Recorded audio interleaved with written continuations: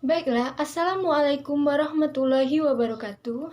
Perkenalkan, nama saya Sinta Apriani dari kelas 253C, NIM 2030503091. Baiklah, tujuan saya di sini akan menjelaskan 11 kode etik jurnalistik beserta penafsirannya. Langsung saja. Kode etik jurnalistik yang pertama adalah Pasal 1, wartawan Indonesia bersikap independen menghasilkan berita yang akurat, berimbang, dan tidak beretikat buruk. Penafsirannya, independen berarti memberikan peristiwa atau fakta. Akurat berarti benar. Berimbang berarti semua pihak mendapatkan kesempatan setara. Tidak beretikat buruk berarti tidak ada niat secara sengaja. Kode etik jurnalistik yang kedua adalah Pasal 2, wartawan Indonesia menempuh cara-cara yang profesional dalam melaksanakan tugas jurnalistik. Penafsiran cara-cara yang profesional adalah: yang pertama, menunjukkan identitas diri kepada narasumber; yang kedua, menghormati hak privasi; yang ketiga, tidak menyuap; yang keempat, menghasilkan berita yang faktual dan jelas sumbernya; yang kelima, rekayasa pengambilan dan pemuatan atau penyiaran gambar, foto, suara dilengkapi dengan keterangan tentang sumber dan ditampilkan secara berimbang; yang keenam, menghormati pengalaman traumatik narasumber dalam penyajian gambar, foto, dan suara; yang ketujuh, tidak melakukan plagiat. Baiklah, kode etik yang ketiga adalah Pasal 3, wartawan Indonesia selalu menguji informasi, memberitakan secara berimbang, tidak mencampurkan fakta dan opini yang menghakimi, serta menerapkan asas praduga tak bersalah. Penafsiran, menguji informasi berarti melakukan cek and recheck berita. Berimbang adalah memberikan ruang atau waktu pemberitaan kepada masing-masing pihak secara profesional. Opini yang menghakimi adalah pendapat pribadi wartawan. Asas praduga tak bersalah adalah prinsip tidak menghakimi seseorang. Kode etik jurnalistik yang keempat adalah Pasal 4, wartawan Indonesia tidak membuat berita bohong, fitnah, sadis, dan cabul.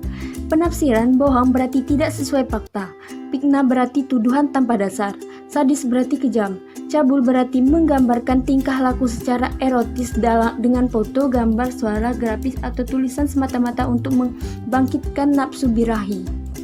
Kode etik jurnalistik yang kelima, wartawan Indonesia tidak menyebutkan dan menyiarkan identitas korban kejahatan susila dan tidak menyebutkan identitas anak yang menjadi pelaku kejahatan. Penafsirannya, identitas adalah semua data dan informasi yang menyangkut diri seseorang yang memudahkan orang lain untuk melacak. Anak adalah seseorang yang berusia kurang dari 16 tahun dan belum menikah. Yang keenam adalah Pasal 6, wartawan Indonesia tidak menyalahgunakan profesi dan tidak menerima suap. Penafsirannya, menyalahgunakan profesi adalah segala tindakan yang mengambil keuntungan pribadi atas informasi yang diperoleh saat bertugas sebelum informasi tersebut menjadi pengetahuan umum. Suap adalah segala pemberian dalam bentuk uang, benda, ataupun fasilitas.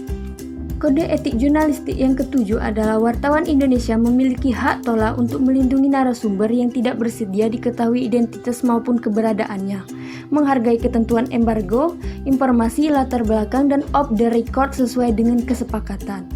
Penafsirannya, hak tolak adalah hak untuk tidak mengungkapkan identitas dan keberadaan narasumber. Embargo adalah penundaan pemuatan atau penyiaran berita sesuai dengan permintaan narasumber. Informasi adalah latar belakang segala informasi atau data dari narasumber yang disiarkan atau diberitakan tanpa menyebutkan narasumber. Off the record adalah segala informasi atau data dari narasumber yang tidak boleh disiarkan atau diberitakan. Kode etik jurnalistik yang kedelapan adalah Pasal 8, wartawan Indonesia tidak menulis atau menyiarkan berita berdasarkan prasangka atau diskriminasi terhadap seseorang atas dasar perbedaan suku, ras, warna kulit, agama, jenis kelamin, dan bahasa, serta tidak merendahkan martabat orang lemah, miskin, sakit, cacat jiwa, atau cacat jasmani. Penafsiran, prasangka adalah anggapan yang kurang baik mengenai sesuatu sebelum mengetahui secara jelas. Diskriminasi ada perbedaan perlakuan. Kode etik jurnalistik yang kesembilan adalah Pasal 9, wartawan Indonesia menghormati hak narasumber tentang kehidupan pribadinya kecuali untuk kepentingan publik. Penafsiran, menghormati hak narasumber adalah sikap menahan diri dan berhati-hati. Kehidupan pribadi adalah segala segi kehidupan seseorang dan keluarganya selain yang berkaitan dengan kepentingan publik. Kode etik jurnalistik yang ke-10 adalah Pasal 10, wartawan Indonesia segera mencabut, meralat, dan memperbaiki berita yang keliru dan tidak akurat disertai dengan permintaan maaf kepada pembaca dan pendengar. Penafsirannya, segera berarti tindakan dalam waktu secepat mungkin. Permintaan maaf disampaikan apabila kesalahan terkait dengan substansi pokok. Yang terakhir adalah pasal 11, wartawan Indonesia melayani hak jawab dan hak koreksi secara profesional. Penafsirannya, hak jawab adalah hak seseorang atau sekelompok orang untuk memberikan tanggapan atau sanggahan terhadap pemberitaan berupa fakta yang merugikan nama baiknya. Hak koreksi adalah hak setiap orang untuk membetulkan kekeliruan informasi yang diberitakan oleh pers, baik tentang dirinya maupun tentang orang lain. Profesional berarti setara dengan bagian berita yang perlu diperbaiki. Nah, tadi kita telah mendengar 11 kode etik jurnalistik beserta penafsirannya. Semoga bermanfaat bagi teman-teman semua. Saya akhiri. Wassalamualaikum warahmatullahi wabarakatuh.